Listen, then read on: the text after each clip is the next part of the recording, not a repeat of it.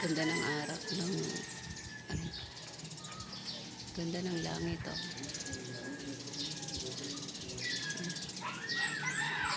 Nakakasilaw. Guys, hello. Papakita ako sa inyo. Ito aking bagong tanim. Oh. Ang ganda ng ugat. Oh. Ang dami. Ayan. Tanim ko lang. Ang daming ugat. Ito. Oh.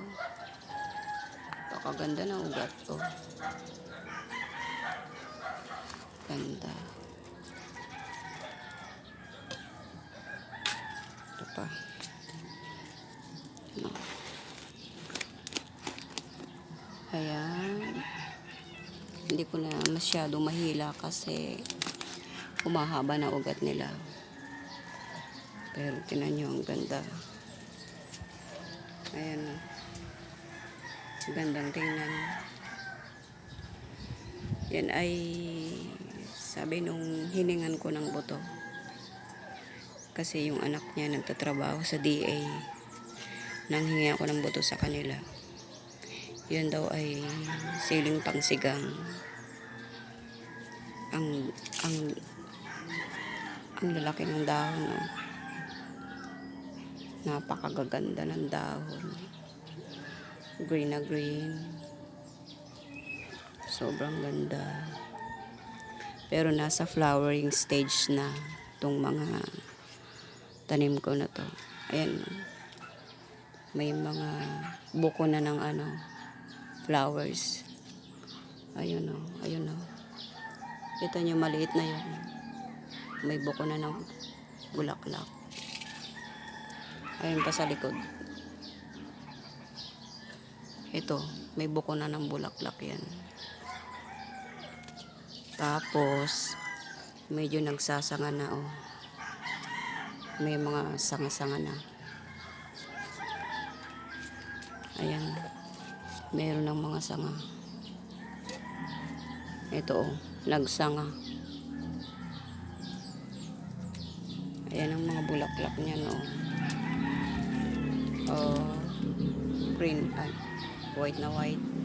Parang bulaklak ng sampagita. Ito. Ayan yan. Buko pa lang yan, oh. Ayan. Medyo madilim kasi. Ayan, oh. May buko. Kita nyo. Flowering stage na. Ito maliit pa lang pero nasa flowering stage na. Ayan. Hindi sila sabay-sabay lumalaki. Siguro ito, aalamin ko pa kung anong problema. Ito, natagalang i-transplant kaya parang bansot. Pero okay lang, nakapagpalaki naman ako ng iba. Ayan. Yan ay siling pangsigang. Meron nga pala silang mga tali. Kasi hindi naman sila katulad nung sa itinatanim sa lupa na hindi mo na kailangang talian. Pero sila, tinalian ko. Kasi hindi maganda yung aking cup. Plastic lang. Dapat pala talaga styro. Yung cup, styro. Ang tawag doon, styro cup.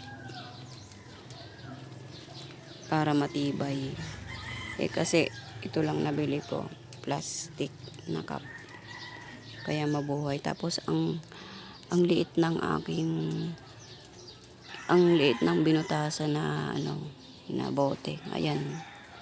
Sobrang liit. Kaya meron silang mga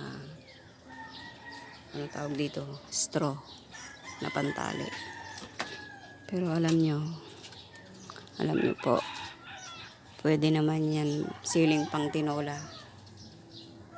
Ayan. Ang gaganda kasi ng dahon yan, oh. Lalapad.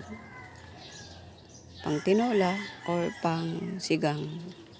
Pero nakakapanghinayang pag siling pang tinola lang ito. Hindi naman kasi ito yung wild na sili. Next time magtatanim ako ng wild na sili para kukuhanan ko ng siling pang tinola yung dahon. Pangsigang talaga to. Yan. Meron akong papakita sa inyo yung tanim ko sa sili. Tanim ko sa sa lupa.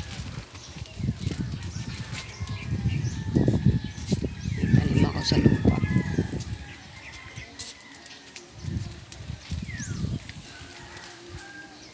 Ayan.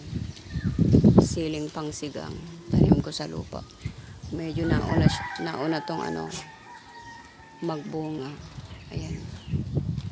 Ayan, nasa flowering stage pero may fruiting stage na rin siya. Ganda oh.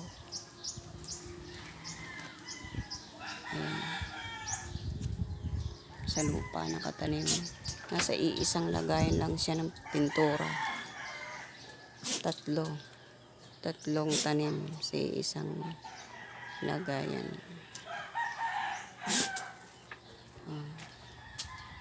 Di tulad dito